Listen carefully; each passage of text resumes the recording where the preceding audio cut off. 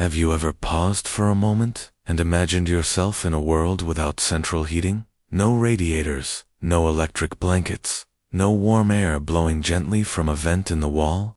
Just the raw bite of winter pressing in through wooden walls and stone floors. Tonight, we will quietly step into that world. Before we go deeper, let me ask you, where are you watching from, and what time is it for you right now?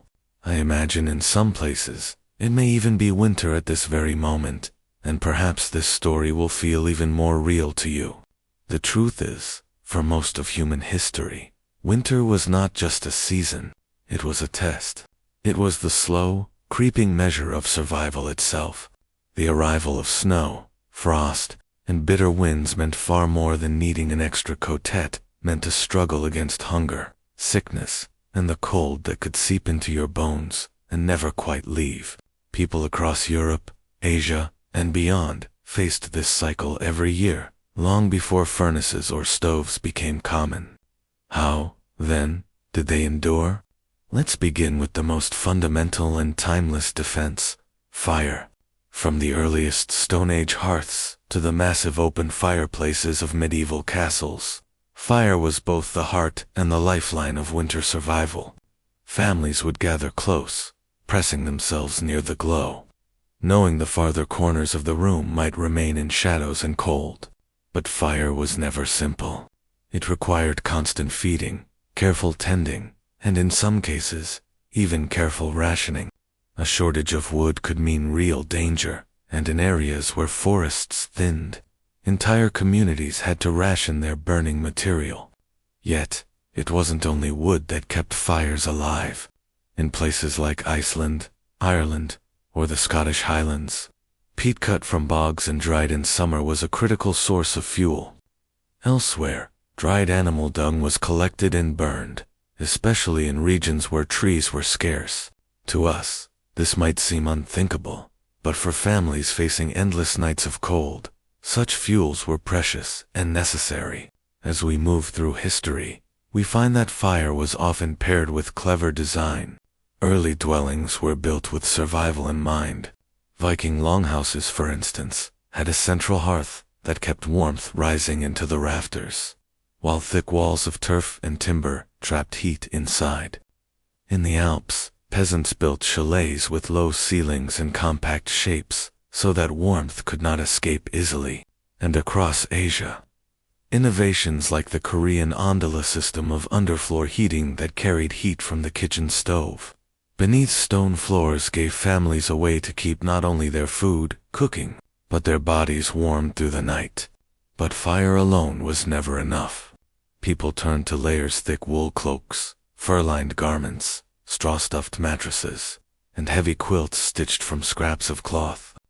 Bedtime in winter was almost ceremonial. Families would gather into shared beds, piling blankets upon themselves, sometimes even placing heated stones wrapped in cloths near their feet. In wealthier households, brass or copper bed warmers filled with hot coals were slipped under covers just before sleep, transforming icy sheets into bearable nests of warmth. And then there was food. Survival through winter required careful planning during the warmer months. Harvesting, preserving, salting, and drying were essential rituals. A well-stocked pantry or cellar meant not only meals but also warmth, for calories themselves were fuel against the cold. A bowl of hot porridge or broth could mean the difference between shivering and settling into uneasy rest. So, when we think of winter before modern heating, it was not only about comfort, it was about survival, community, and ingenuity. Every fire sparked, every layer worn, every preserved jar of food stored away was a step in the battle against the season. And in this story, as we continue, we will explore these strategies more deeply. The homes that were designed for warmth, the ingenious methods of preserving life, and the rhythms of daily existence shaped by snow and ice. For now, let us linger here, imagining that first night of bitter cold. The family huddled near the hearth, listening to the crackle of the fire as the winter winds roared outside. Imagine for a moment the sound of that wind pressing against the shutters of a cottage. It was not just noise, it was a reminder. The reminder that nature was always stronger, and that without preparation, a household could be undone in days. People in the past lived with that constant awareness. Winter was not just weather, it was an adversary. Houses were the first line of defense. In Northern Europe, peasants' cottages were often one-room structures, built low to the ground and packed tightly with thatch or turf. The walls might be daub and watla, woven lattice of sticks plastered with clay and dung which trapped some warmth, though never completely. Smoke from the central hearth often hung thick in the air, stinging the eyes and lungs, yet it also added insulation. In a way, the discomfort of smoke was the price paid for survival. Wealthier families, meanwhile, could afford stone-built manors with massive fireplaces. These still leaked drafts through their high ceilings, but tapestries hung on the walls acted like insulation, breaking the chill and holding a thin layer of warmth against the cold stone. The floors told their own story. In humble homes, rushes or straw were scattered to cover bare earth or stone, sometimes mixed with herbs like lavender or mint to mask the smell. The straw not only softened footsteps, but added a faint insulating layer. In alpine or Nordic regions, animal hides and woolen rugs were treasured possessions, laid down to keep feet from freezing against unforgiving surfaces. And what about the windows? Glass was rare and costly before the late Middle Ages. Most cottages had only wooden shutters or parchment-covered openings. In winter, these were kept firmly shut to keep drafts out, plunging rooms into dimness. People learned to live by firelight and candlelight, accepting that short days and long nights were part of the rhythm of the season. The body itself became a tool of warmth. Families did not always sleep separately, as we do now. In poorer cottages, the entire household might share a bed, or at least a sleeping platform, layered in wool, fur, or straw. Body heat was precious. Mothers pulled their children close. Grandparents lay bundled beneath the same covers. And sometimes even livestock, sheep, goats, or chickens were kept inside overnight to add warmth to the home. This was not sentimentality. It was strategy. Every warm body mattered. Clothing, too, carried the weight of survival. Wool was the material of choice across much of Europe. Its natural oils repelled water, and its thickness trapped heat. People wore multiple layers, often without changing them for days at a time. Linen shifts formed the base, with tunics, cloaks, and hoods added on top. Fur, whether from rabbit, fox, or sheepskin-lined collars, boots, and mittens. Even simple items, like felted hats or wool stockings, made the difference between frostbite and endurance. When nights grew especially bitter, people turned to warming tricks. Heated bricks, or stones, were wrapped in cloth and placed at the foot of the bed. Clay bottles, filled with hot water from the hearth, were nestled beneath blankets. Some wrapped straw into bundles and tucked them against their bodies, creating makeshift insulation. Wealthy households could afford ornate warming pans, shallow brass or copper dishes with long handles, filled with glowing embers and slid between sheets. But whether rich or poor, everyone longed for the same thing, the chance to drift into sleep without shivering. And even in sleep, the cold was never entirely forgotten. Dreams might be interrupted by the hiss of wind through a crack, the sudden dimming of a fire, or the bark of a dog unsettled by the night. Morning did not always bring relief. Waking up could mean breaking ice from a water bucket indoors, or finding frost on the inside of a window frame. Yet within this hardship, there was resilience. Winter gathered families together. Around the hearth, stories were told, songs were sung, and meals were shared slowly. The darkness of the season forced people to find light in one another's company. This was as much a survival tactic as any layer of wool or any burning log. As we continue through this story, we will explore even more of these winter strategies, how communities prepared food stores, how neighbors supported each other, and how cultural traditions, songs, feasts, Rituals were shaped by the long struggle against cold. For now, imagine yourself sitting there, close to the fire, the sound of wood crackling, the glow painting the walls, and the vast winter pressing on just outside. If a cottage's walls and blankets formed the first shield against the cold, food and supplies formed the second. A warm hearth meant little if a household could not fill its pot.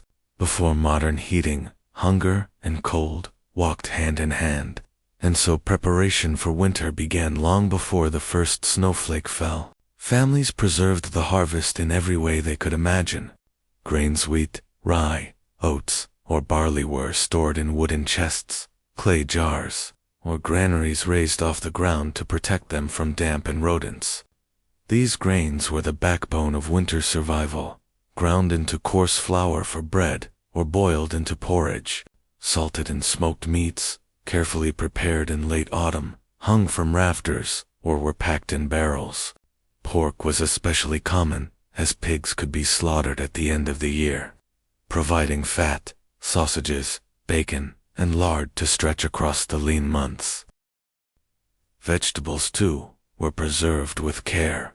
Root crops like turnips, parsnips, and carrots were buried in pits lined with straw, their tops clipped but their bodies kept alive beneath the frozen earth.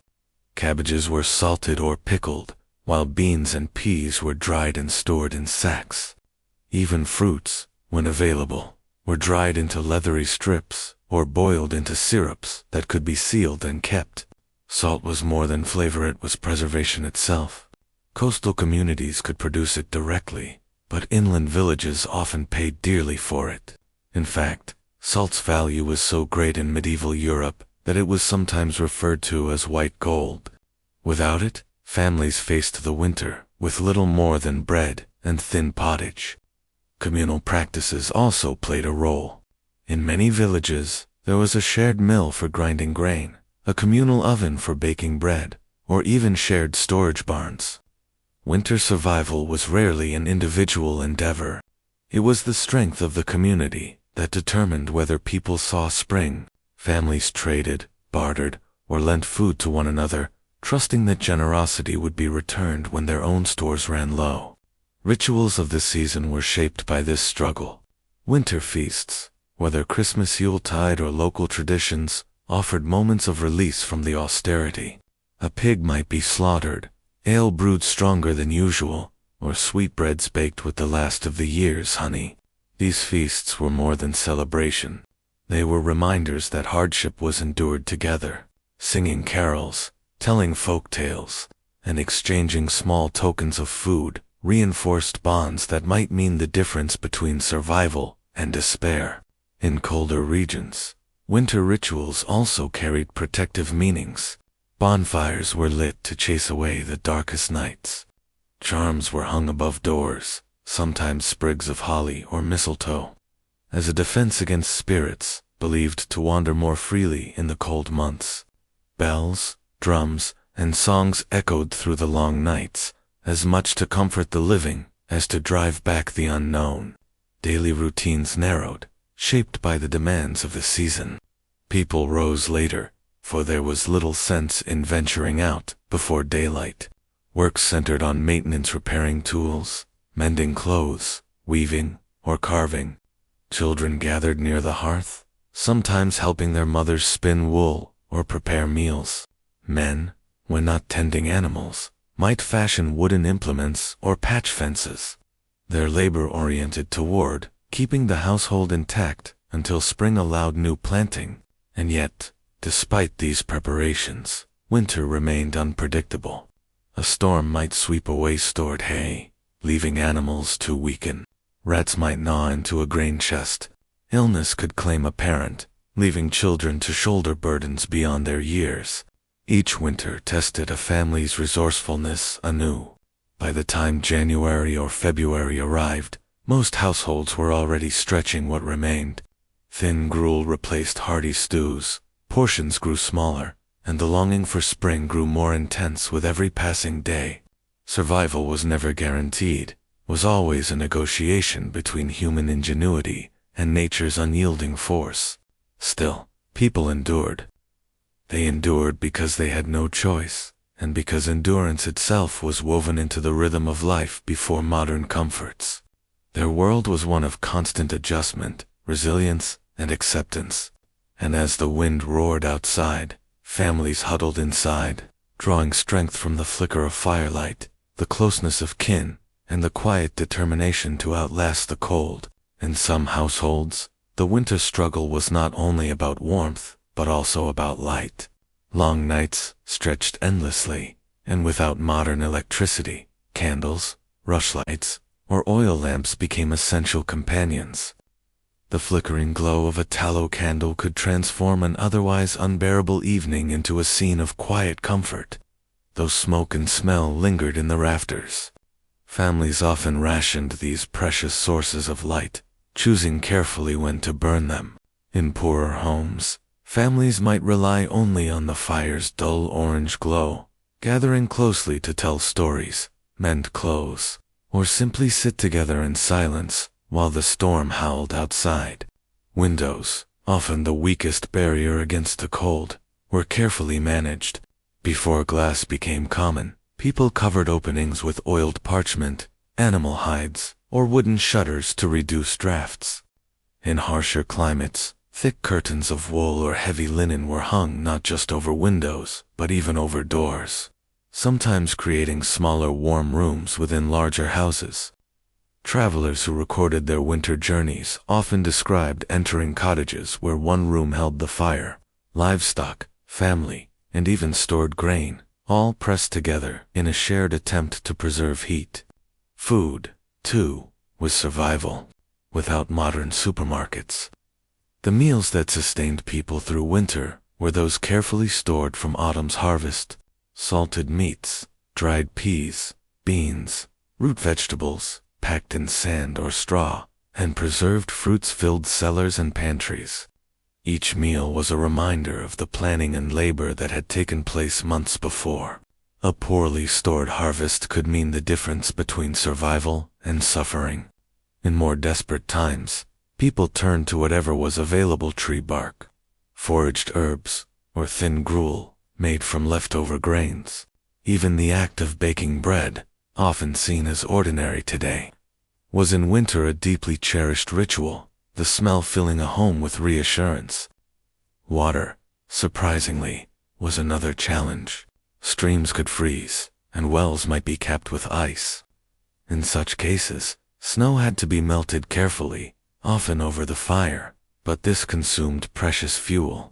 For this reason, people guarded their wells with care, breaking ice daily to keep them usable.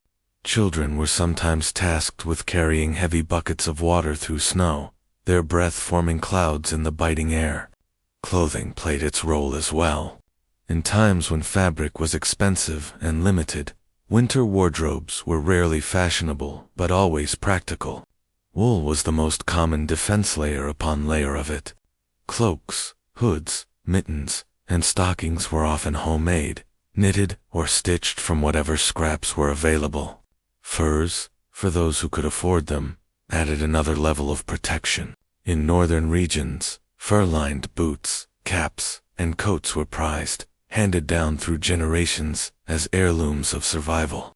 Families often wore the same clothes indoors and out, conserving their best garments for church or rare community gatherings. Yet beyond the material challenges, the psychological weight of winter pressed heavily. Days without sunlight, endless cold, and the monotony of survival created a weariness that was battled with traditions, songs, and festivals.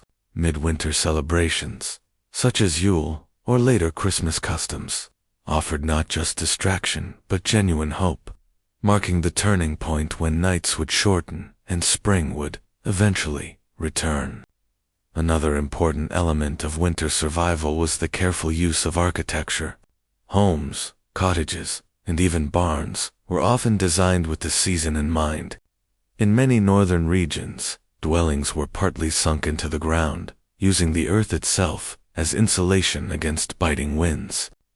Roofs were steeply pitched to shed snow, and thatch or wooden shingles provided a surprising degree of warmth when layered thickly. In some alpine villages, Homes were built with low doorways and small windows, designed to reduce the amount of heat lost each time they were opened. In Iceland and parts of Scandinavia, people turned to turf houses, structures made from thick layers of earth and grass which created a natural barrier against the cold and trapped warmth like a heavy blanket. Even more telling was the way people used space within their homes. Families frequently lived in a single shared room during the winter months. The hearth became the center, not only of cooking, but of sleeping and working. Furniture was often arranged to block drafts, beds pushed against interior walls, benches tucked close to the fire, storage chests doubling as windows. In wealthier households, canopied beds with thick curtains were used to trap body heat, turning a small sleeping space into a warm cocoon.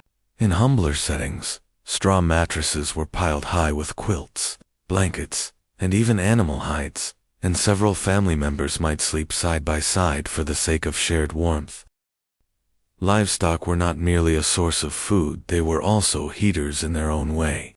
In countless villages across Europe and Asia, people brought animals indoors during the coldest stretches. Cows, goats, and sheep shared barns, or even the same living quarters as their owners, separated by wooden partitions. The combined body heat of both animals and humans kept structures significantly warmer. The smell may have been strong, but the warmth was life-saving.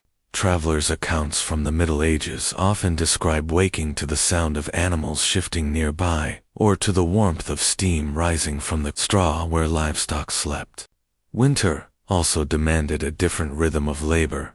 Farming paused, but there was still much to do indoors. Men repaired tools, sharpened blades, and worked on small crafts that had been set aside during harvest. Women spun wool, wove cloth, mended garments, and tended to the endless work of preserving food.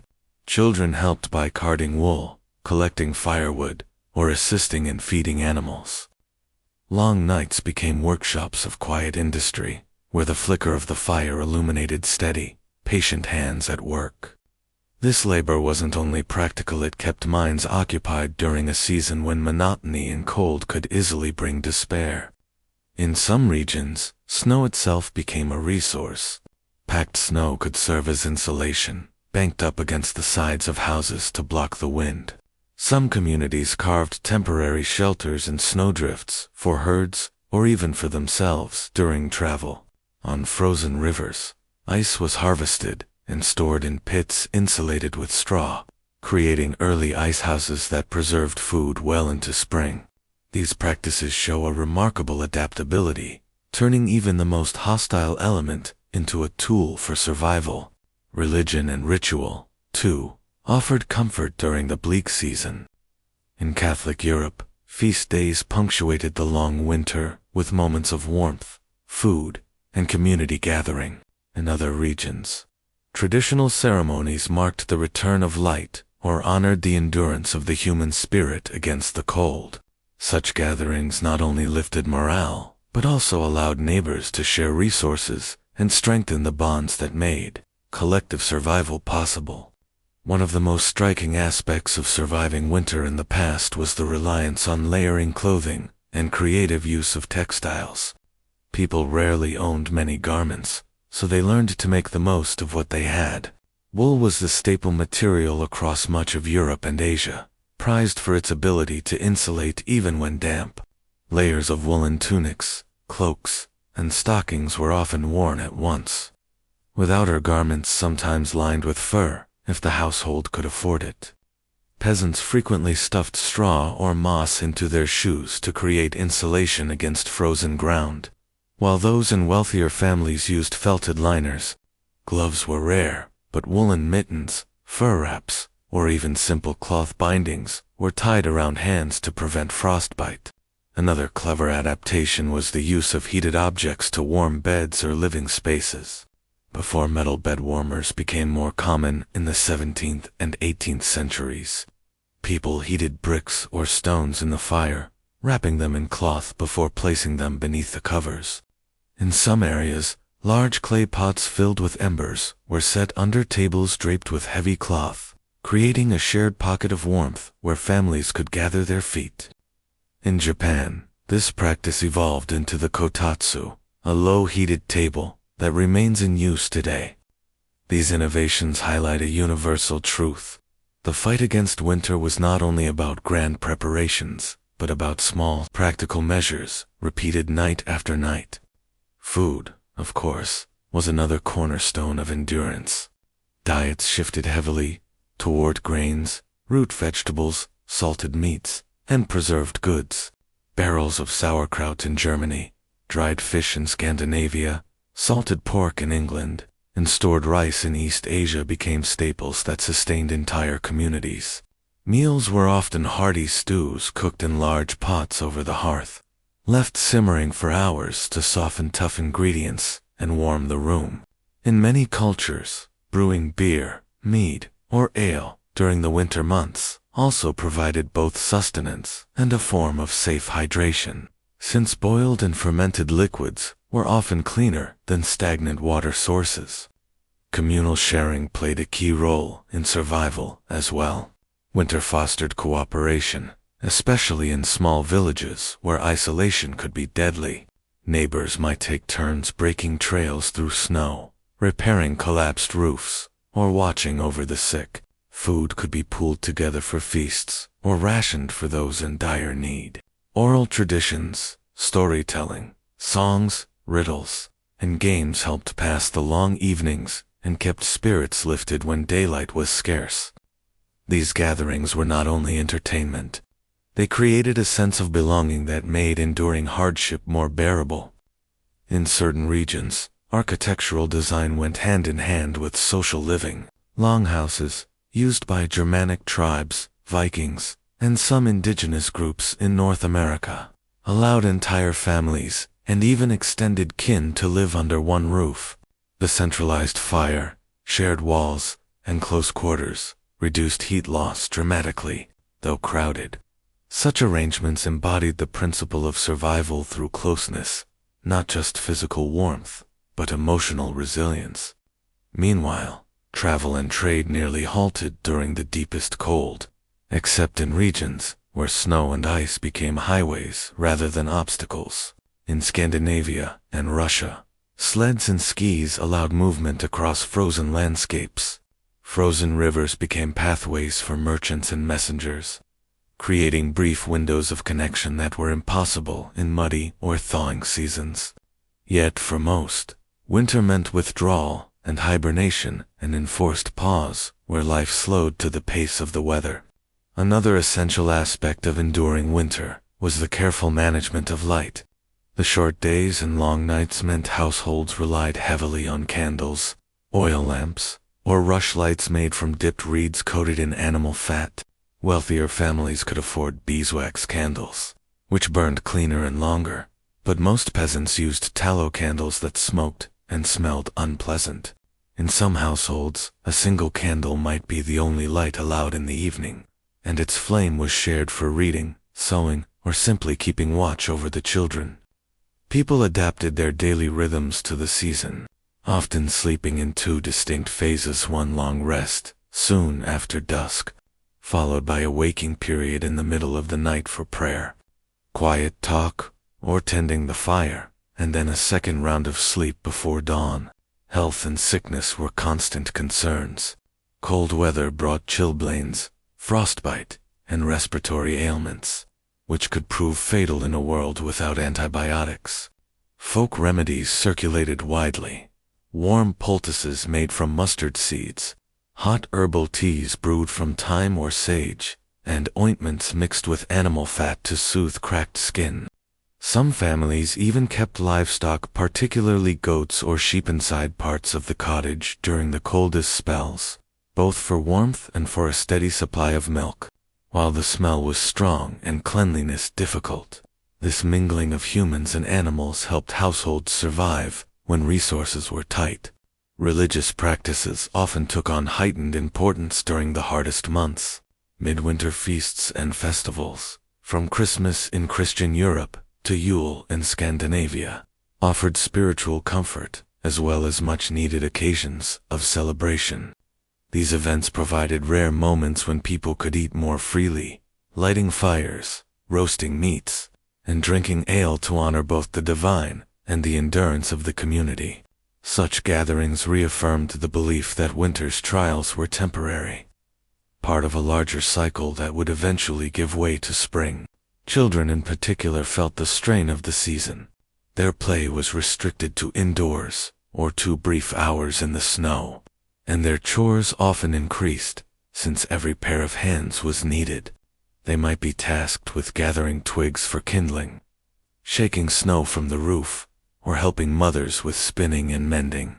At the same time, long evenings indoors gave children exposure to oral traditions, family stories, and folk tales, planting the seeds of cultural continuity. Winter, though difficult, became a time of instruction, where the young learned not just skills, but the patience and discipline needed to endure hardship. Another overlooked part of winter survival was the regulation of heat within the home itself. With no insulation as we know it today, families used heavy curtains to block drafts, hung tapestries or rush mats along walls, and stuffed gaps in doors with straw.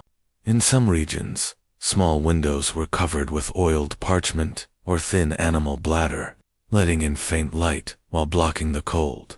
Floors might be layered with rushes or straw, periodically changed to keep out dampness and provide at least a minimal barrier between bare feet and frozen earth. And yet, even with all these adaptations, winter still claimed lives. The elderly and very young were most vulnerable, as were the poor who lacked proper shelter. Villages often recorded losses each season, and it was not unusual for families to emerge into spring smaller than they had been in autumn. This constant awareness of mortality gave winter a profound weight in the human imagination, shaping myths, rituals, and stories of darkness and endurance that echoed for generations. While outdoor labor slowed to a crawl, the cold season opened up space for tasks that were best done indoors. Winter became the time of spinning, weaving, and mending, activities often carried out by the light of the fire or the dim glow of a rushlight. Women and older children spun wool into thread using drop spindles or simple spinning wheels where available, creating the yarn that would later be woven into cloth. Looms, when present in cottages, were often put to work during this time, producing the rough but sturdy fabrics necessary for clothing and bedding. Each repaired garment, each patched cloak, meant another layer of defense against the biting cold. Men, too, turned their attention to tasks suited for the workshop corner of the home. Carpentry and tool repair filled many of the winter hours. Handles for scythes, rakes, and hoes needed to be replaced before spring sowing. Wooden bowls and spoons were carved or repaired. Even simple furniture might be fashioned from available timber. This was the season of preparation, where survival depended on making sure the tools of life were ready when the thaw returned. Food processing also dominated household routines. Grain, kept in storage bins or sacks, had to be carefully milled into flour in small batches to avoid spoilage. Families spent long evenings baking dense loaves of bread, boiling porridge, or brewing weak ale that was safer to drink than untreated water. Root vegetables were checked frequently for rot, while dried beans and peas were soaked and cooked into thick, sustaining stews. In some homes, women gathered to work communally, preserving meat in salt or smokehouses, sharing both the labor and the warmth of companionship. Storytelling, songs, and oral traditions filled the long dark hours when hands were busy but spirits craved diversion. Elders recited folk tales or religious stories, while younger family members listened and learned, absorbing not just entertainment but a sense of continuity with their ancestors. Ballads and work songs were sung softly during weaving or spinning, turning monotonous tasks into something rhythmic and enduring. Winter, in this way, was as much about keeping the mind alive as the body. The sounds of winter life were muted but distinct: the steady creak of the spinning wheel, the crackle of the hearth, the scraping of knives against wood, the low hum of voices sharing stories. Outside, the snow muffled the world into silence, but inside the cottage, life pulsed in small, repetitive rhythms of labor and survival. These domestic patterns, though humble, formed the heartbeat of winter endurance, reminding everyone that, even in the harshest conditions, human ingenuity and persistence found ways to keep the cold at bay. And so, as the snow piled high against cottage doors and the wind rattled at thatched roofs, winter life within the home unfolded with a quiet rhythm. It was a season of steady work, mending, spinning, baking, and tending to the fragile stores that would sustain a family until the thaw. These intimate labors, though often repetitive, carried the weight of survival. They were the silent threads binding households together through the darkest months of the year. Yet, no family endured the winter entirely on its own. Beyond the walls of each cottage stretched a wider network of neighbors, villages, and communities, bound together by necessity as much as tradition. In the harshest of seasons, cooperation became as vital as firewood or food. And so, as we move forward, let us step beyond the hearth and into the shared spaces of medieval winter, where neighbors exchanged labor, resources, and protection, discovering how the strength of community could make the difference between hardship and survival. The village in the heart of winter was a place of contrasts. At first glance, it might have seemed deserted, smoke rising from chimneys, snow muffling footsteps, and a silence broken only by the occasional bark of a dog or the creak of a frozen cartwheel. Yet beneath this stillness, life continued in patterns shaped by centuries of necessity. A medieval village was not simply a collection of homes, but an interwoven fabric where survival depended on cooperation, especially when the land itself seemed intent on testing endurance. The physical space of the village revealed much about this cooperation. Cottages huddled close together, roofs sloping under heavy snow, sometimes connected by narrow muddy tracks worn down by countless boots. At the center, one might find the church, its bells silent under frost, but its walls serving as both a spiritual anchor and a meeting place. Beyond it stood the communal bakehouse, often one of the few buildings kept warm even when private hearths struggled. Here, families would bring dough to be baked in great ovens that consumed fuel more efficiently than any small cottage fire could manage. The bakehouse was as much about conversation and shared news as it was about bread. It was a reminder that food, warmth, and companionship were rarely solitary pursuits. Communal duties filled the long, bitter days. Men would gather to chop wood, in organized groups, taking turns hauling logs back into the village. It was understood that no single family could amass enough firewood on its own, and those who failed to contribute would still be kept from freezing by the generosity, or sometimes the obligation of others. Similarly, women joined forces for spinning and weaving, their chatter and laughter easing the monotony of hours spent by dim winter light. Together, they turned flax and wool into thread, cloth, and blankets that would keep entire households wrapped against the chill. Children, though spared from the heaviest labors, were also drawn into the cycle of community survival. They gathered, kindling, herded the few animals hardy enough to venture out into the cold, or carried messages between neighbors. Their small contributions knitted them into the rhythms of collective endurance, teaching from an early age that winter survival was not a solitary achievement. Even livestock were managed with communal logic. Cows and sheep, vital sources of milk, wool, and eventual meat, were often housed in shared barns or pens.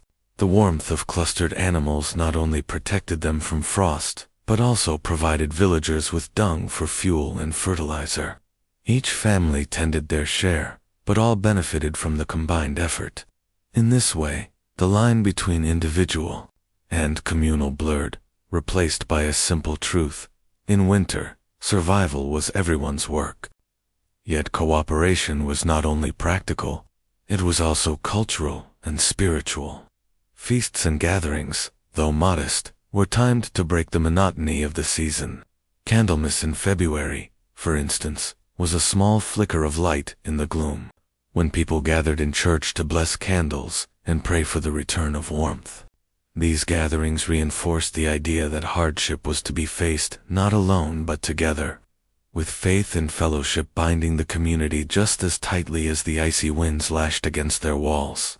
The length of winter was never entirely predictable, and this uncertainty weighed heavily on medieval communities. A mild season could pass without too much suffering, but a long, or particularly severe one, tested the limits of every storehouse. Food reserves that seemed sufficient in November grew dangerously thin by February or March. Dried beans, salted fish, smoked meat, and hard cheese were counted carefully, portioned with an eye toward the many weeks still ahead. Hunger was an ever-present shadow. Children grew restless with meals that were little more than watery broth and coarse bread. Adults often ate less than they needed so the youngest and weakest might have a better chance at survival. The body thinned, energy waned, and tempers sometimes flared as the pangs of hunger gnawed at patience. Even in the most cooperative villages, suspicion could arise if one family appeared better supplied than others. Were they hoarding? Had they been dishonest at harvest? The bonds of trust that winter demanded could also fracture under its relentless pressure. Illness, too, found easy purchase in the cold months. Damp cottages, smoky hearths, and weakened bodies created the perfect conditions for fevers, coughs, and infections. A simple cold might linger for weeks, while pneumonia or influenza could sweep through entire households. Remedies were limited. Herbal teas brewed from dried sage or thyme, poultices applied with hope more than certainty, and prayers whispered over the sick. Sometimes the village healer, or in wealthier places, a monk with some knowledge of medicines, called, but often survival depended on rest, warmth, and luck. Winter also increased the dangers of isolation. A family living on the edge of the village risked being cut off by snow or illness, unable to participate in the shared labor that kept others afloat.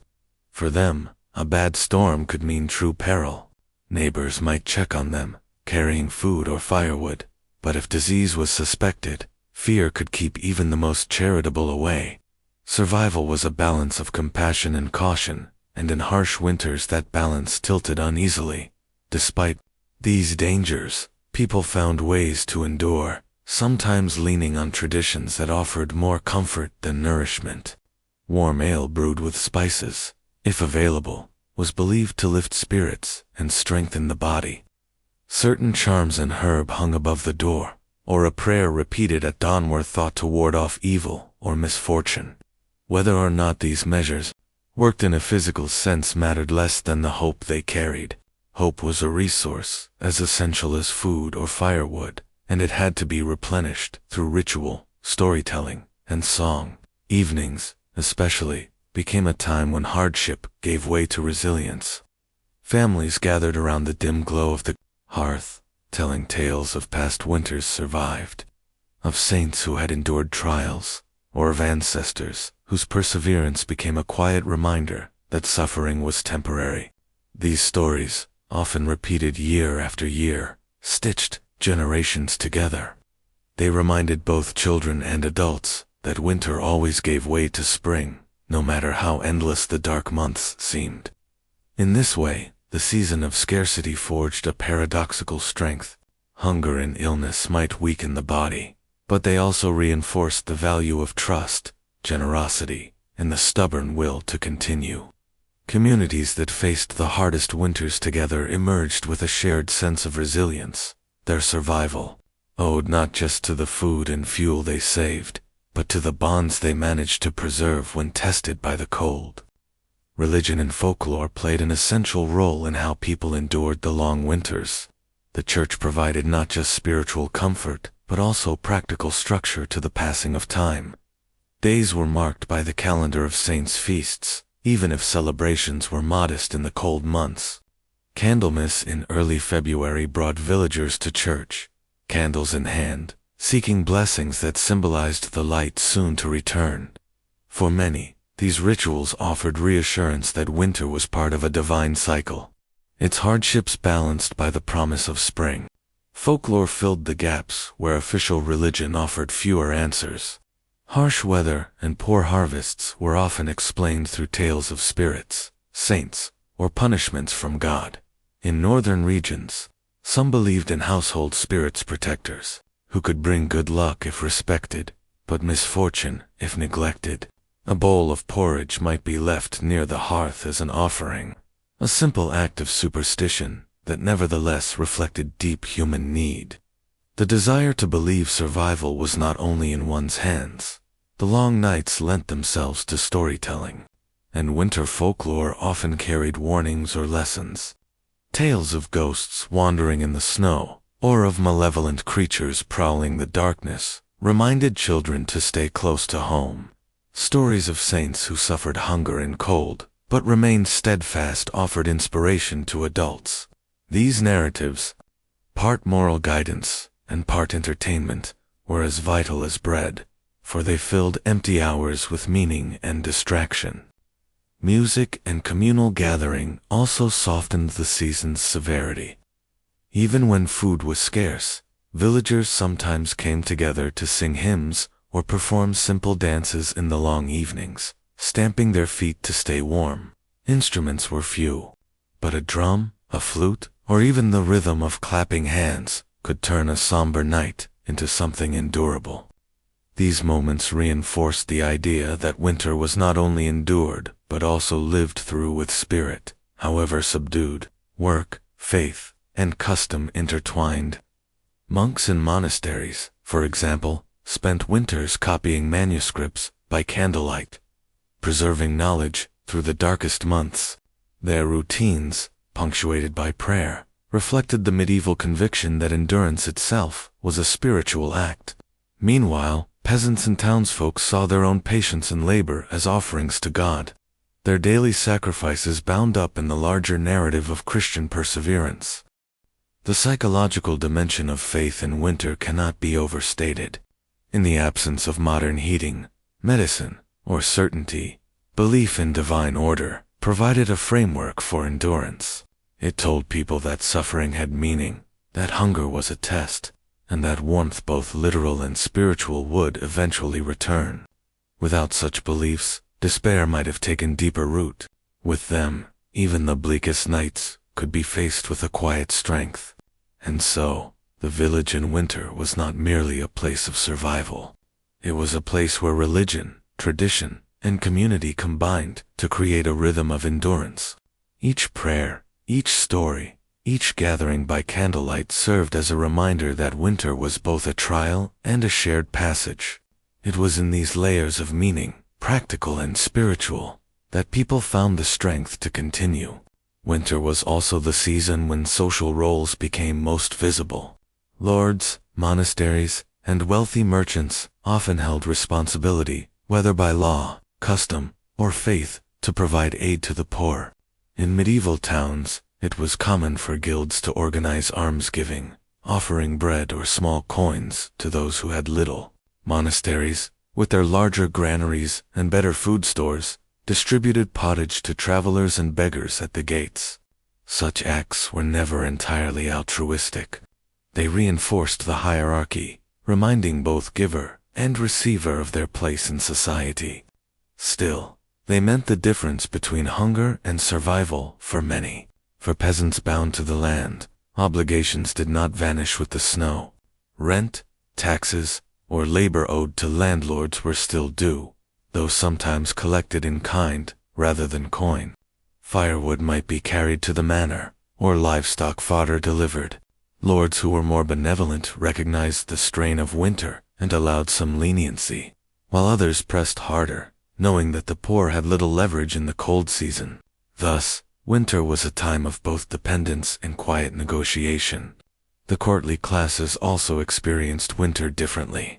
Noble households withdrew into their great halls, where fires blazed in vast hearths, and hunting parties continued on clear days. Their winters were marked by feasting, storytelling, and entertainment, though even they were not immune to shortages or cold drafts. The tapestries that lined their walls were as much for insulation as decoration, and food still relied heavily on what had been preserved months before. The distinction lay in scale. Where peasants ate thin broth, nobles ate spiced meat. Where cottages huddled around one fire, castles had a hall filled with warmth and music. In villages, charity often came from within. Neighbors lent one another small portions of grain, a share of kindling, or help in repairing roofs battered by wind. Community ties grew stronger under the weight of hardship. Even disputes that flared in summer tended to soften in the face of shared need. For winter reminded everyone that survival was rarely possible alone. This quiet solidarity was as important as any noble's alms. Markets in winter were thinner, but did not vanish. Salted fish, dried beans, and woolen goods still changed hands. Peddlers braved the cold to bring small luxuries, candles, trinkets, or spices that broke the monotony of survival fare. For townsfolk, these exchanges were essential, not only for supplies, but also for maintaining a sense of normal rhythm, a reassurance that life continued despite the snow. Thus, winter did not erase society, but highlighted its contrasts. The wealthy sheltered behind stone walls, the poor clung to hearth and neighbor, and the institutions of church and lordship acted as both lifeline and reminder of inequality. In the midst of ice and scarcity, power was visible not in crowns or armor, but in the simple fact of who could keep warm and who could not. With the fields lying dormant beneath snow and frost, much of winter labor shifted indoors. This was the season of spinning, weaving, and mending. Women sat close to the fire, turning raw wool into thread with spindle or wheel, then weaving it into coarse cloth that could be cut into tunics or cloaks. Old garments were patched again and again, their colors dulled by years of wear, but their fabric kept serviceable. Leather boots and gloves were greased with tallow or oil to keep out dampness, while broken tools were carefully repaired, ready for spring work. Children were often drawn into these tasks. Boys might twist ropes from hemp fibers, or help in carving handles for axes and spades. Girls learned to card wool, or to sew neat stitches by lamplight. Winter was a kind of school, where the younger generation absorbed the skills that would sustain the household for years to come. The season of idleness was, in truth, a season of teaching. Animals, too, demanded constant care. Cows and goats were often housed in byres, or sheds attached directly to peasant cottages, their body heat adding a measure of warmth to the dwelling. Feeding them required steady rationing of hay and fodder. If supplies ran thin, weaker animals might be slaughtered earlier than planned, their meat salted for later use. The careful management of livestock could mean survival or ruin, for beasts were both labor force and source of food. In wealthier homes, winter labor was more specialized. Servants spent hours scouring floors with rushes polishing brass, or tending the fires that seemed to consume endless cords of wood. Scribes in monasteries bent over parchment in chilly scriptoria, their ink sometimes freezing in the ink. Craftsmen used the quieter months to shape furniture, carve church ornaments, or mend the barrels that would soon be needed for new ale. Winter also had its rhythms of sound and silence. The crackle of hearth fires, the steady beat of a loom, the creak of a mill wheel grinding grain all contrasted with the muffled stillness outdoors. Snow dampened noise, so that voices carried differently across village lanes. These sensory changes were as much a part of the season as the cold itself, shaping memory and mood alike. When daylight was short, evenings lengthened into times of storytelling.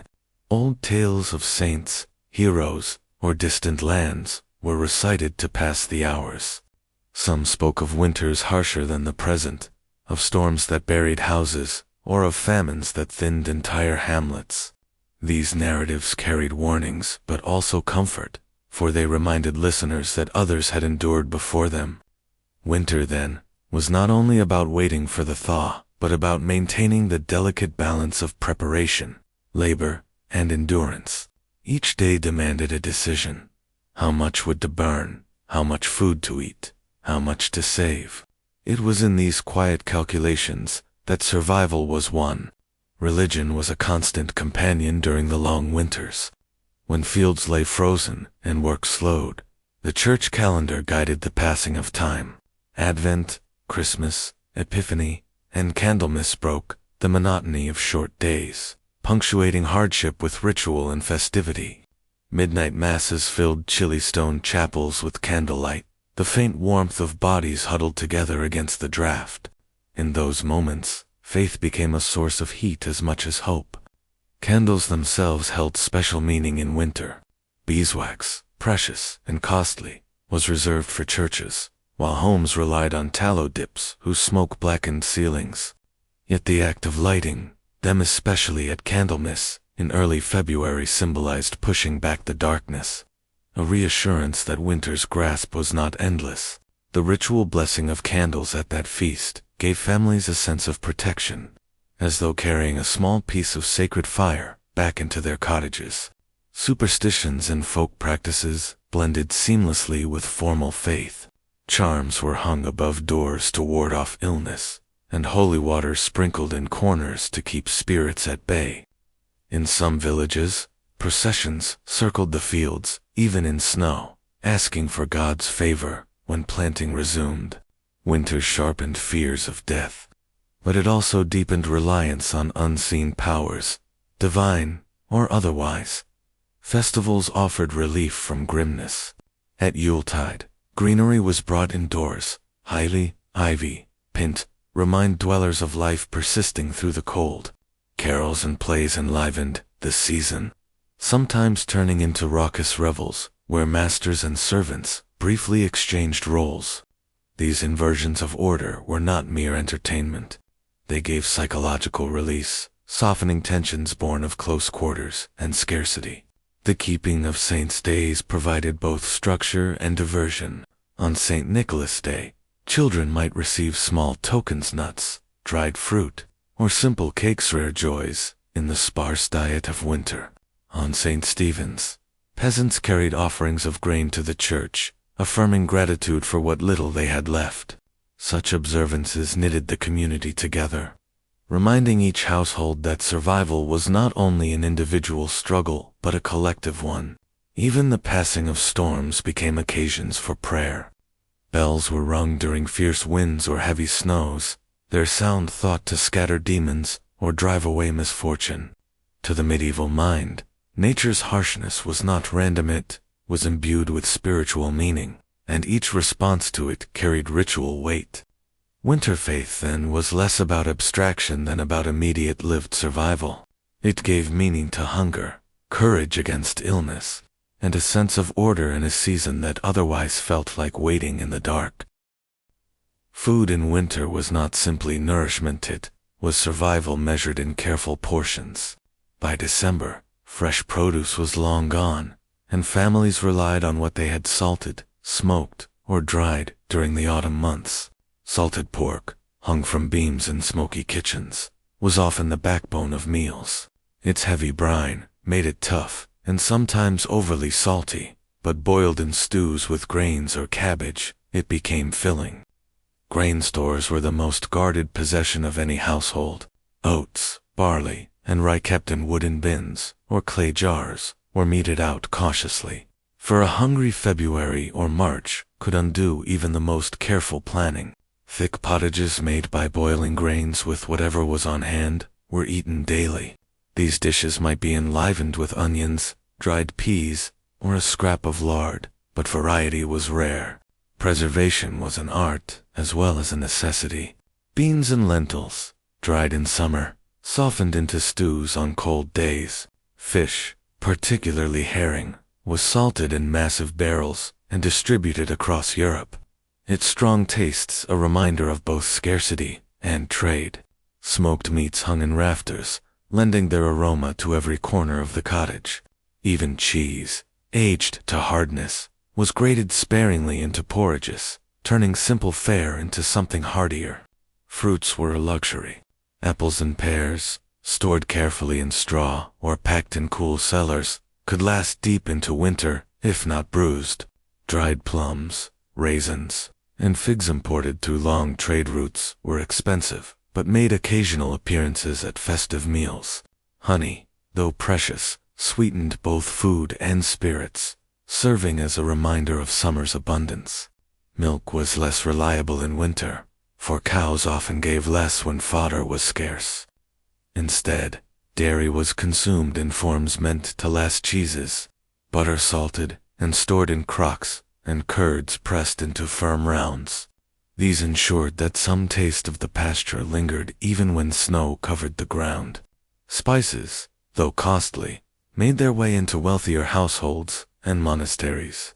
A pinch of cinnamon or cloves in wine at Christmas was as much a symbol of status as it was of flavor. Pepper, traded from distant lands, enlivened otherwise bland fare. These were not daily tastes for most, but rare indulgences that made feasts shine against the monotony of lean months. Water, often unsafe, was replaced by ale, mild, weakly brewed, but nourishing. In colder regions, it was drunk warm from the hearth, both comfort and sustenance. Wealthier families had access to imported wines, sometimes mulled with herbs and spices, transforming simple gatherings into moments of warmth. What one ate in winter revealed both social class and fortune. For the peasant, survival meant endurance, stretching out meager stores to last until spring's thaw. For nobles and monasteries, winter feasts could still display abundance, though even they knew that luxury was never immune to scarcity. Warmth in winter was as much about layers as it was about materials. Most people, regardless of rank, depended on wool as the foundation of their clothing. Sheep's wool, spun and woven into thick cloth, provided both insulation and durability. Peasants might wear a rough, homespun tunics layered with cloaks, while wealthier folk had access to finer, tightly woven fabrics that trapped heat more effectively. Undergarments were typically made of linen, cooler in summer but useful even in winter because they could be washed more easily than wool. Over these came the heavier layers: tunics, kirtles, and hose that clung close to the body.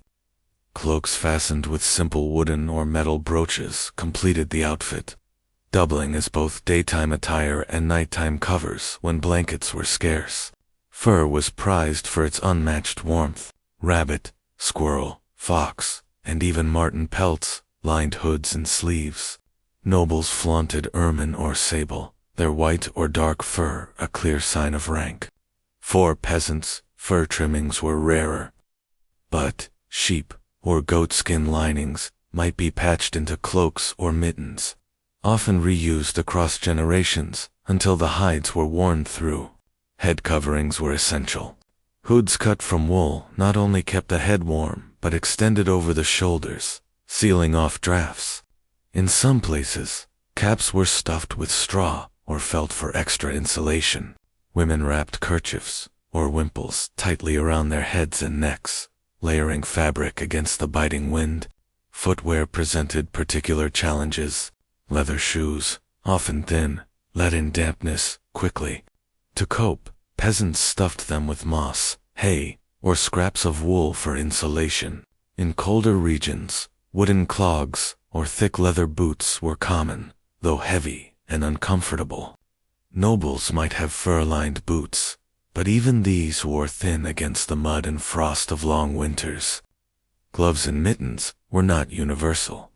Many worked with bare hands, relying on calluses and constant motion to stave off numbness. Where mittens existed, they were usually made of wool or fur, stitched crudely yet effective in holding warmth. Blacksmiths, millers, and others who worked near heat sometimes had the privilege of avoiding frozen fingers. But for most, winter labor meant enduring cold hands, day after day. Clothing was rarely fashionable. In winter it was practical, layered, and often patched. A single cloak or pair of hose might be worn for years, repaired with scraps and handed down within families. Even among nobles, garments might be lined with new furs, while the outer fabric remained unchanged for decades. Clothing was not disposable, but an investment of time, labor, and material. The difference between rich and poor in clothing was stark. While peasants shivered in coarse, threadbare garments. Nobility could afford multiple outfits, thickly lined with fur and dyed in rich colors that symbolized status. Yet in the coldest months, both high and low shared the same instinct, to gather layers close and stay near a fire whenever possible. Nightfall brought its own set of challenges in a world without central heating. Once the fire in the hearth began to die down, cold crept through stone walls, wooden beams, and thatched roofs. Bedrooms, where they existed, were often little warmer than the outdoors, save for the protection they offered from wind and snow. Beds were not always soft or inviting. Peasants commonly slept on straw mattresses, laid directly on wooden frames, or even on the floor. The straw, changed a few times a year, provided some insulation, but also invited pests. To fight the cold, people layered woolen blankets, animal hides, or even cloaks they wore during the day. Wealthier households, by contrast, might have feather mattresses and thick quilts, stuffed with down, keeping them far more comfortable through long nights. Sleeping together was one of the most practical methods of staying warm. Families crowded into shared beds, with children nestled between parents to capture body heat. In poorer homes, siblings huddled together under a single cover, their combined warmth acting as a natural shield against the cold. Servants, too, often shared beds in groups, not from choice, but necessity. Bed curtains were another ingenious solution. In houses that could afford them, heavy fabric was draped around the bed, creating a small, enclosed space that trapped warmth. Within these curtained chambers, a single candle, or even the warmth of two bodies, could make a significant difference, cutting the chill that dominated the room. Hot stones and bed warmers were also used, particularly in wealthier households. Stones heated in the fire were wrapped in cloth or placed in metal pans and slipped beneath the bedding to radiate heat. Bed warmers, shallow, lidded pans with long handles, were filled with glowing embers, quickly passed over sheets before sleep. They were risky, as embers could scorch fabric or ignite fires. But in the biting cold of winter nights, such risks were sometimes accepted. Night clothes, when worn, were simple and practical. Many peasants simply slept in the same wool tunic or shift they wore during the day, keeping every layer possible. Wealthier folk had specific nightshirts, long linen garments that, while lighter, were paired with warmer bedding to achieve comfort. Caps or hoods were common for sleeping, since much heat escaped from the head. In colder regions of Europe, some households even brought animals into living quarters during the harshest months. Livestock in adjacent stalls or under the same roof produced warmth that seeped into the dwelling. For peasants with few resources, sharing space with goats, pigs, or chickens was not simply economic, it was survival. Winter nights were long, and people often slept in two phases: an initial first sleep after dusk, then waking in the middle of the night, before returning to a second sleep until dawn. During these wakeful hours, they might stoke the fire, pray, mend clothing, or simply talk quietly under the covers. This segmented rhythm of sleep, paired with layered bedding and body heat, was an adaptive strategy to endure the season. The hearth was the lifeline of every home in winter, the point around which daily life revolved. It was not simply for cooking, it was the beating heart of survival, providing warmth, light, and reassurance against the bitter dark. Yet firewood was not limitless, and managing it wisely was a matter of life or death in many communities. Wood had to be gathered long before winter truly set in. Throughout summer and autumn, peasants scoured forests for branches, twigs, and fallen logs, often carrying heavy bundles back to their villages on their backs or by cart. Access to timber was heavily regulated in many regions. In feudal systems, peasants could be fined or punished for taking wood from a lord's forest without permission. As a result, they often relied on eastovers, the small rights sometimes granted to gather fallen branches or dead wood rather than felling live trees. In regions where wood was scarce, alternatives were used. Peat, dug from bogs, and dried into bricks, became a crucial fuel in parts of northern Europe. It burned with a steady heat, though with more smoke than wood. Dung collected from livestock, dried, and pressed into paddies was also used as fuel, especially in treeless landscapes. While the smell was unpleasant, the warmth it produced was welcome when options were few. Keeping the hearth burning was an art in itself. Fires were often banked at night, covered with ash to smolder slowly until morning, so that precious tinder would not be wasted on relighting. In the morning, embers could be coaxed back to life with dry kindling. A household that let its fire go out entirely on a freezing night faced the difficult task of relighting it, sometimes borrowing coals from a neighbor. This small act of community sharing was another reminder that survival was not always an individual effort. The design of hearths varied by wealth and region. In many peasant cottages, the fire was an open pit in the middle of the room, with smoke escaping through a hole in the roof or simply filling the rafters before drifting out. Wealthier homes had stone fireplaces with chimneys, directing smoke away and allowing for larger, more efficient fires. The difference between a smoky, drafty hut and a well-built chimney was not merely comfort, it shaped health. Since constant smoke inhalation could damage lungs and eyes over years, children often had chores connected to the fire, gathering sticks, blowing on embers to stir them back to life, or carefully watching pots hung over the flames.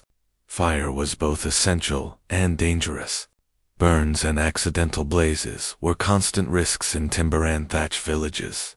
It was common wisdom never to leave a fire completely unattended, yet in households stretched thin, lapses happened. Candles and lamps offered supplemental light during the long winter evenings. Tallow candles, made from animal fat, were cheap but smoky and foul-smelling, while beeswax candles burned cleaner but were costly. Many peasants relied instead on rushlights, thin reeds dipped in fat which burned quickly but provided short bursts of illumination. These small flames, placed near the hearth, extended the usefulness of winter nights, allowing for spinning, sewing, storytelling, or quiet reading in wealthier homes. The hearth also held a symbolic role. It was a place where families gathered not just for warmth but for connection. Even in the bleakest winters, people shared songs, tales, and prayers by firelight. In this way, fire did more than warm the body, it sustained morale, offering comfort in an otherwise unforgiving season. As winter deepened, the rhythm of survival became almost ritual. From the careful rationing of fuel to the quiet cooperation of neighbors, each act, no matter how small, was woven into the larger fabric of endurance. It was not simply about keeping the fire alive or finding food. It was about maintaining the delicate balance between individual households and the village as a whole. The strength of one often rested on the shoulders of many.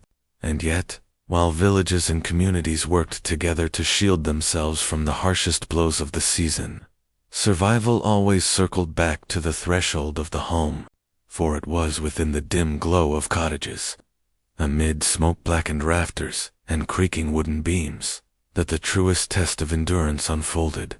Here, families retreated into their own worlds, men, women, and children finding ways to share warmth, divide labor, and comfort one another through long nights and short days. Beyond the outer struggles of fuel and food, it was the daily rhythm of the household that kept spirits intact through the bitter cold. And so, as we leave the village square and the communal fire pits behind, let us step across the threshold of a humble dwelling. In the next section, we will sink deeper into the world inside, where family bonds, daily routines, and quiet rituals of comfort carried people through winters that could otherwise break them. The cottage at night in the dead of winter was a world unto itself. Outside, the wind scraped across the thatched roof and rattled the shutters, a constant reminder of the cold pressing in from every side. Snow often piled high against the walls, muffling sound, so that the cottage seemed both enclosed and isolated, a small island of warmth in a sea of frost. Inside, The air was thick with the mingled scents of smoke, damp wool, and the faint sourness of earth floors that never fully dried in the cold. The single hearth dominated the room, its smoke curling upward toward the rafters before escaping through a small hole in the roof or chimney. The fire crackled faintly, sometimes spitting when wet logs were added, its orange glow flickering across the rough plaster walls. Shadows swayed and stretched, giving the cottage a shifting, almost alive quality in the dim light. The soundscape was a quiet one, the occasional creak of timber as the cold tightened the beams, the muffled cough of a child beneath a blanket, the low whisper of parents exchanging words near the fire. When the wind howled especially hard, the whole structure seemed to groan in response, yet the interior held its fragile warmth like a shell. The textures of life pressed close together in this space. Rough woolen blankets itched against the skin. Straw mattresses rustled with every movement. Clay pots radiated faint heat near the fire, their surfaces dampened with condensation. Boots stiff with frost were set by the hearth, their leather hard as wood until thawed. It was not comfort, as we might imagine it today, but it was survival shaped into a kind of intimacy. Every sensation, every smell of burning peat, every squeak of straw, every flicker of light against a soot-stained ceiling, reminded the family within that they were still alive, still together, and still enduring against the cold. As the evening deepened, the family began to settle into their small, crowded rhythms. The hearth, though faint by modern standards, was the axis around which every gesture revolved. A mother might sit closest, tending a pot suspended by an iron hook, stirring slowly so the grain porridge did not scorch. The smell of barley or rye mingled with whatever scraps could be added, a dried onion, a pinch of herbs kept through autumn, or, in better times, a shred of salted meat. Children, bundled tightly in wool or patched linen, often nestled together on the straw bed nearest the wall, their breaths forming faint clouds that lingered in the cold air before fading. They whispered or hummed to one another, sometimes reciting prayers, sometimes inventing small games to pass the endless dark. The straw beneath them crinkled with every shift, a sound so familiar that it was as much a part of winter nights as the crackle of the fire. The father, after returning from the day's labor, often busied himself with small repairs by the firelight. A broken strap on a boot might be restitched, or a wooden spoon re-smoothed with a knife. Tools, never plentiful, were guarded with care, and winter evenings offered the rare chance to tend to them while the family huddled close. The rhythmic scrape of blade on wood, or the steady pull of needle through leather, carried through the quiet cottage. Even the animals, when fortune allowed them to be kept indoors, added their presence to the night. A hen or two might roost in a corner basket, a goat tethered near the door, giving off the musky warmth of its body. Their soft rustles and occasional bleats reassured the family that they were not alone, that the household was more than human, knit together by necessity. The rhythm of the night was slow, unhurried, shaped by the dim glow of the fire and the awareness that little energy should be wasted. Each member of the family knew the part they played, not by command, but through long habit. These winter nights were not moments of activity, but of endurance, of holding on to warmth, of stretching what little food and fire they had as far as it could go. When the fire finally burned low, casting only a faint orange glow along the rough beams above, the household began to lie down for the long night. Beds were rarely separate things. Rather, bundles of straw were spread along a raised wooden frame or laid directly upon the floor. A coarse linen sheet, if one was owned, might stretch across the top to soften the prick of the stalks beneath. The family slept side by side, pressed tightly for warmth. Children were placed in the center, shielded from the draft that seeped through the gaps in the walls and under the door. Parents and elders lay at the edges, taking the brunt of the cold air that crept inward. To shift too much in the night was to disturb the fragile comfort of the group. So sleep came in stillness, broken only by the rise and fall of breathing.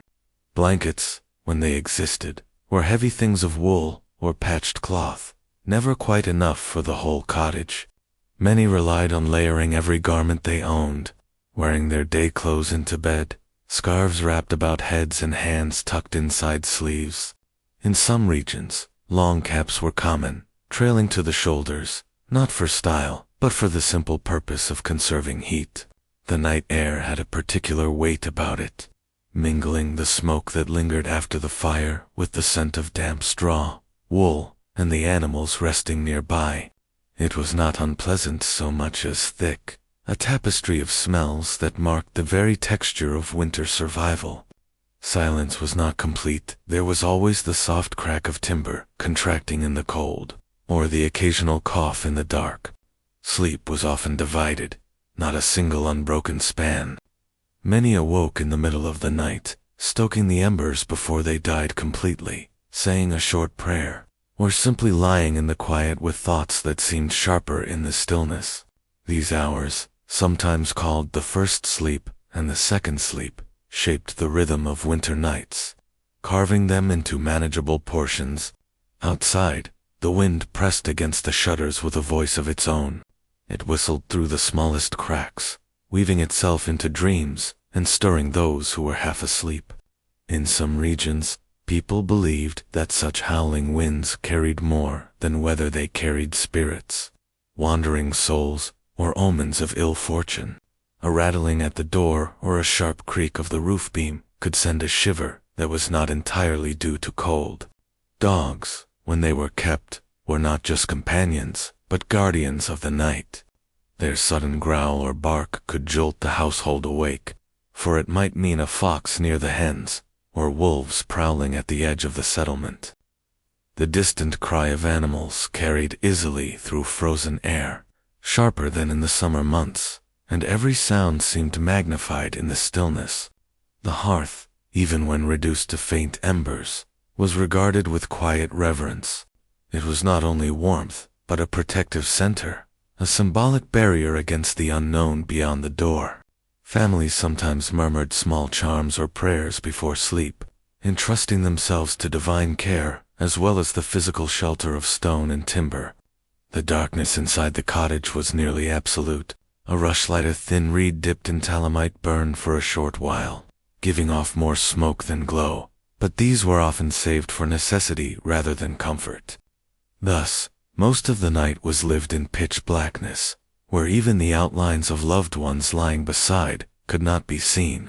Touch and sound became the primary threads that bound the family together in those hours. Time itself seemed to lengthen in the winter night. Without clocks or regular markers, hours were measured by the feel of the body, by the ache of cold limbs, or the sense of having lain awake too long. For some, this middle space between sleeps was used for hushed talk, or for mending small garments by firelight if a sliver of flame was revived. For others, it was a time of whispered stories, half prayer, half superstition, passed down to calm restless children, or to guard against the unease of silence. Stories held a powerful place in those long winter hours. The spoken word replaced the absent light, giving shape to the unseen. Grandparents might recount tales of saints who performed miracles in bitter weather, or of spirits said to wander fields when snow covered the earth. Some stories were practical warnings disguised in myth tales of careless shepherds who ignored the signs of frost and lost their flocks, or of neighbors who failed to share firewood and earned divine disfavor. These narratives carried the rhythms of memory and survival, as much lessons as entertainment. Children often leaned close, half awake, listening to such murmurings. Their imaginations filled the cottage with shapes both protective and menacing. Angels at the window, wolves lurking by the barn, or unseen hands stoking the embers. The soft cadence of a familiar voice was enough to ease fears, even when the content of the tale was dark. While stories passed the hours, hands too remained busy. Wool could be spun with a spindle by the fire, for spinning required little light once the fingers learned the rhythm. Nets and ropes might be mended, tools inspected, or baskets repaired. These quiet labors, often shared among several pairs of hands, filled the silence with a subtle music, the soft whir of the spindle, the creak of wicker, the occasional sigh of someone shifting to keep warm. Superstitions often guided behavior in such hours. Some families believed that turning a loaf of bread upside down on the table would invite famine, and so they were careful, even in darkness, to set food upright. Others kept iron tools close, believing them to repel ill spirits, or marked a cross on the doorframe before retiring to bed. These small gestures gave a sense of order in a world where winter pressed so heavily upon body and mind. The cold outside remained constant, but inside the cottage, life pulsed in these small rituals. In the weaving of tales, the repairs of daily tools, and the gestures of superstition, the night became more than endurance. It became a space of intimacy, of continuity, where the fragile line between fear and comfort was carefully tended until morning returned. Sleep during those winters rarely arrived as one long, unbroken stretch. Instead, it often came in two parts, what some later writers would call first sleep and second sleep. After the evenings, stories, and tasks, families would drift into their first rest, huddled closely together for warmth. The air in the cottage grew heavy with the mingled breath of sleepers, the faint crackle of embers still alive in the hearth, and the occasional creak of rafters adjusting to the cold outside. Sometime after midnight, many would stir. It was not unusual to rise in those in-between hours, to tend the fire, say quiet prayers, or even step outside to check on the animals. This waking was not seen as strange, but rather part of the natural order of long nights. In the half-dark, voices dropped low, movements stayed careful, and silence became its own companion. When tasks were finished, or the prayers complete, the family would return to their bedding, entering the second sleep that carried them closer to dawn. The bedding itself was layered with whatever could be spared. Straw was piled thickly, often stuffed into coarse linen sacks, then covered with woolen blankets or patched quilts handed down through generations. Each layer trapped warmth, though drafts still found their way through cracks in the walls. Toes brushed against one another, and children often nestled against their parents, their small bodies warming faster in shared closeness. Outside, the world held its own rhythm. The muffled sounds of wind carried through the thatch. A dog barked faintly in the distance, answered by the restless bleat of a sheep. Sometimes silence was so deep that it seemed the entire village slept as one, bound together in the same long night. Other times, a sudden gust or the snapping of a branch startled the sleepers awake, reminding them of the fragile line between safety inside and the vast winter outside. This pattern of rest, broken, communal, touched by small interruptions, was the natural companion to their winter existence. It reflected a life deeply tied to the cycles of light and dark, to the needs of the fire, and to the constant presence of the cold pressing at the walls. As the night wore on, the fire in the hearth dwindled to a faint red glow, each ember pulsing softly like the heartbeat of the cottage. The smoky scent of wood hung low in the air, mingling with the earthy smell of wool, straw, and human presence. In these hours, dreams carried many away, though the line between waking and sleeping was thin. A muffled cough from one corner, the shifting of a child's limbs, or the dull crack of timber in the walls, could stir half the household before silence reclaimed the room. When fatigue lifted briefly, some would take the chance to whisper into the dark. Parents might speak quietly about the next day's tasks, whether the animals needed extra feed, or which fence might need mending once the ground thawed. Children, still half dreaming, asked questions about the stories they had heard earlier, their voices soft and uncertain. These small conversations passed like flickering sparks, quickly fading as drowsiness pulled them back under. Meanwhile, outside the cottage, the world remained hushed, but never entirely still. Snow shifted against the walls where drifts piled, settling in slow silence. Icicles groaned faintly as they thickened along the eaves. The faint cries of night birds carried across frozen fields, distant yet sharp in the brittle air. For those who stirred enough to notice, such sounds reminded them that winter's night held a vastness beyond their Doran expanse of land and sky, where cold ruled supreme. Toward the final hours before dawn, a subtle change began. The air inside grew even colder as the last of the fire's warmth ebbed away.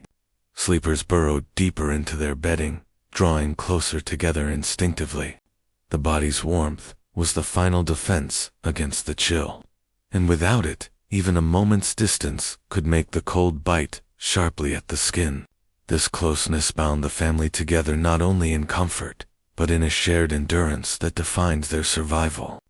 Slowly, faint signs of morning approached. The eastern sky outside shifted almost imperceptibly, dark blue lightening into a softer gray. Roosters in nearby farmyards began to stir, their muffled crowing carrying through the frosty air.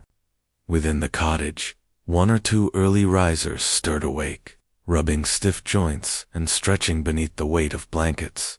Their first thoughts were of rekindling the fire, coaxing new life from the dying embers, and driving back the grip of the cold before the rest of the household rose. The transition from night to day was never sudden in winter. It came gradually, like a whispered reassurance that light had not been lost.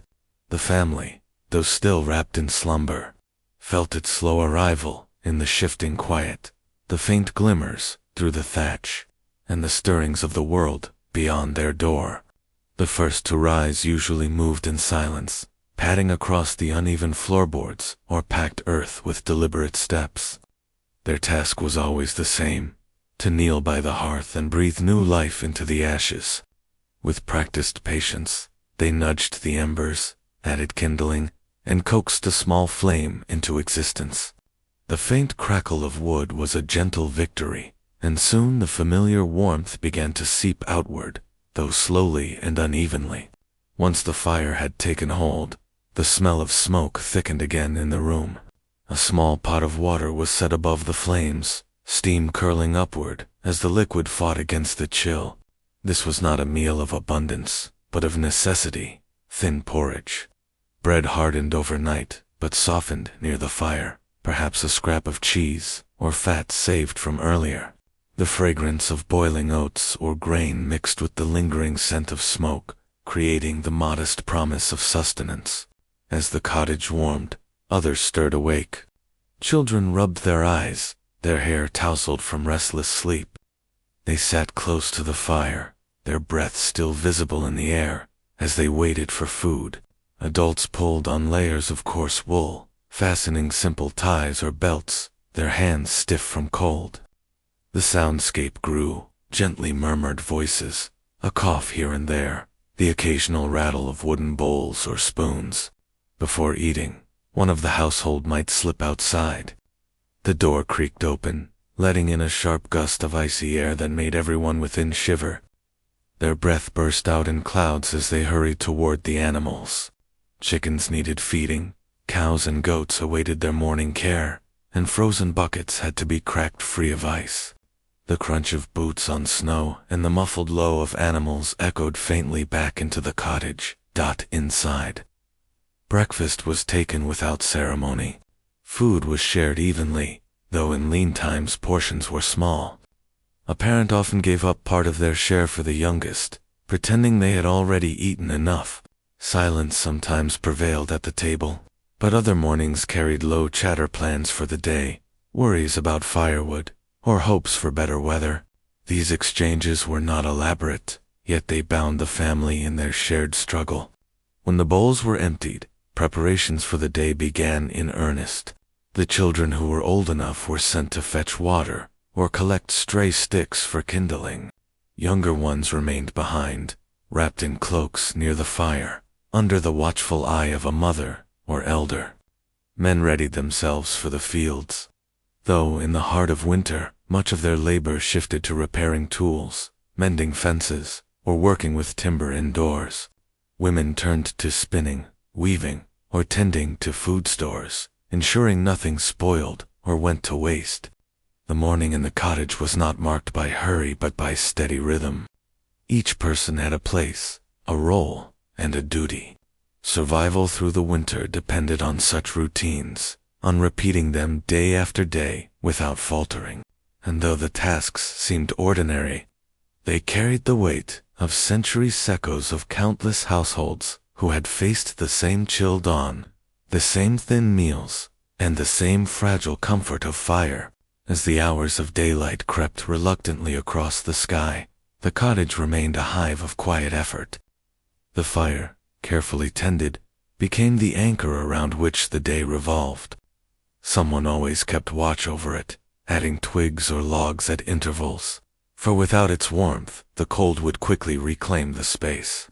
The faint hiss of sap in the wood and the gentle crackling of flames created a background. Music to the household's labors. Women often set to spinning wool, their hands guiding the fibers with practiced ease, turning raw fleece into thread. The faint whir of the spindle and the soft tugging of wool filled the silence. Beside them, children practiced small tasks, learning how to wind yarn, patch garments, or plait straw. These lessons were not formal but passed down in the flow of daily life, a slow apprenticeship in survival.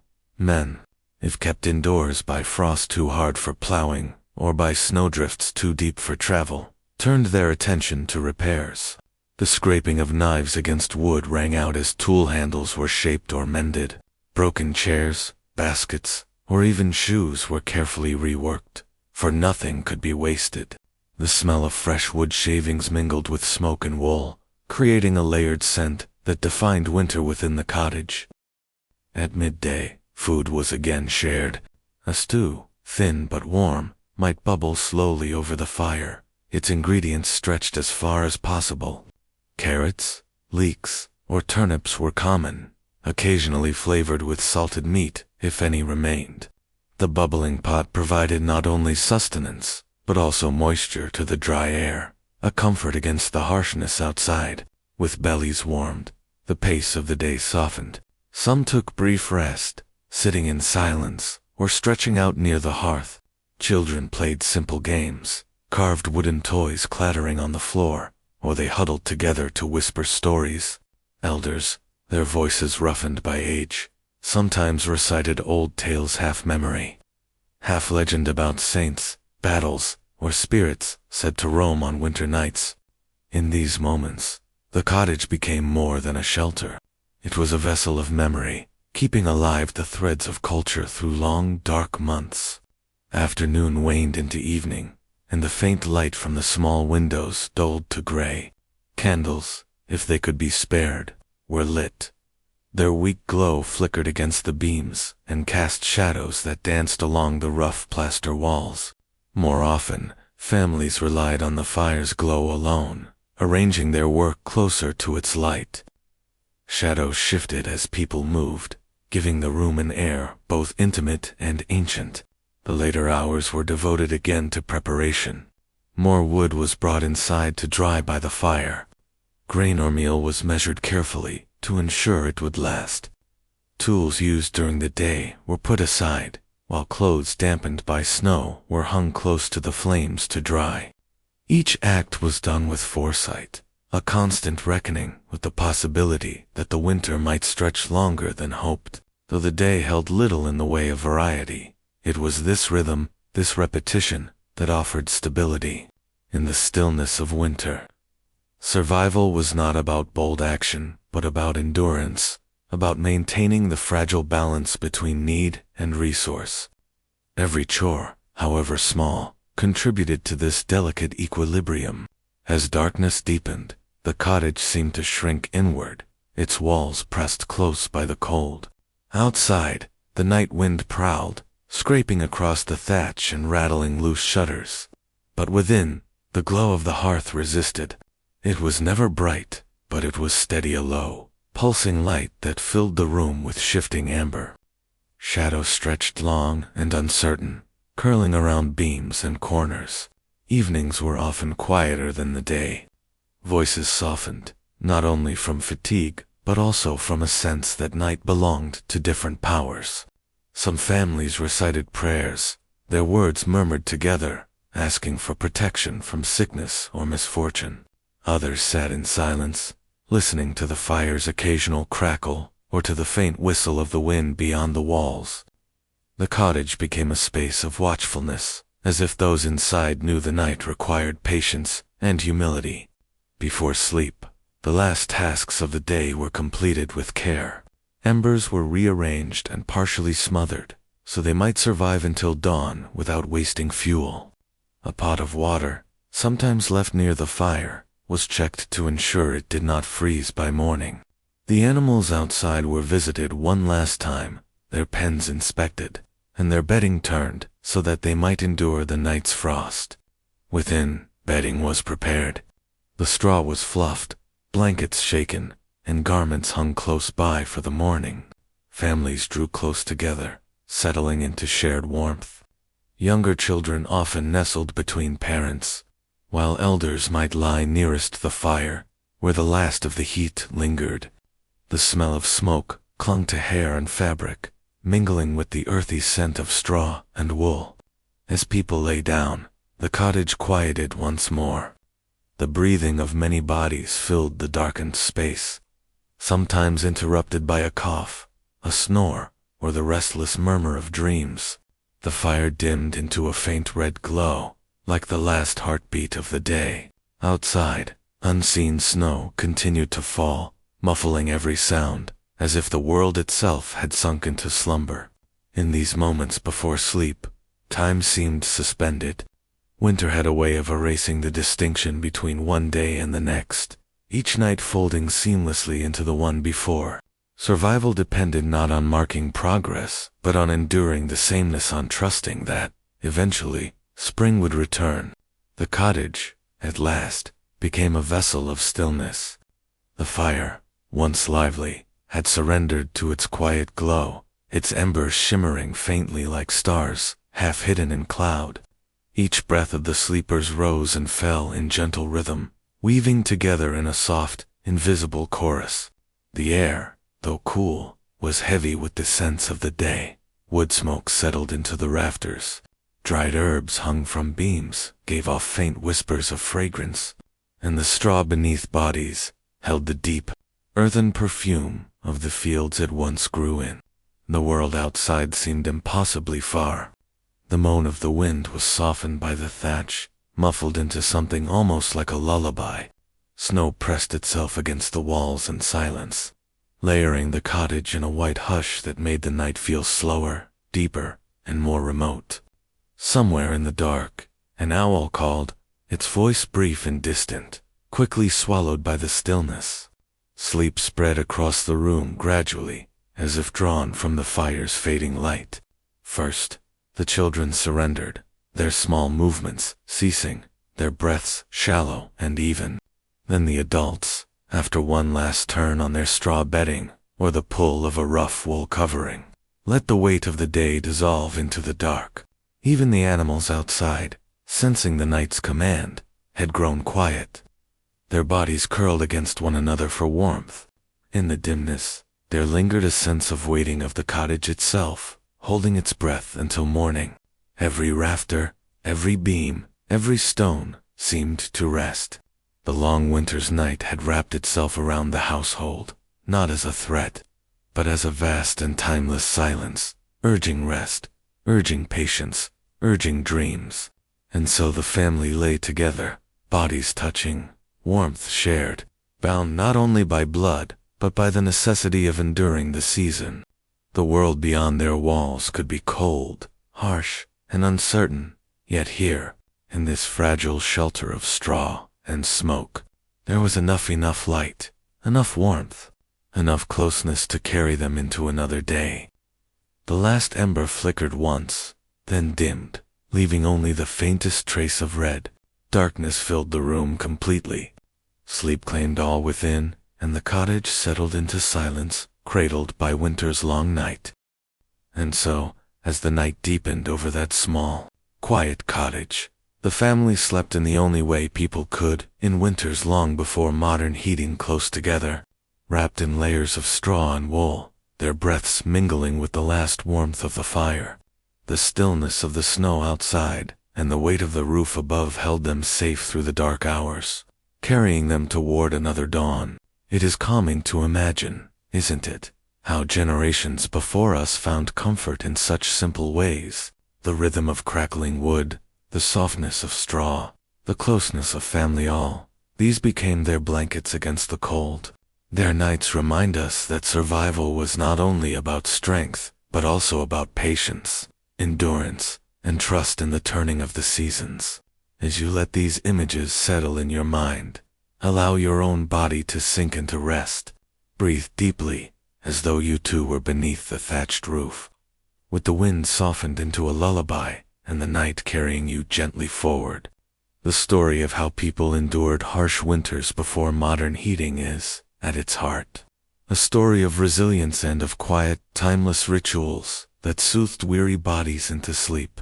And now, as this tale comes to a close, you may let go of the day's weight, just as they did centuries ago, surrendering to the warmth you carry within.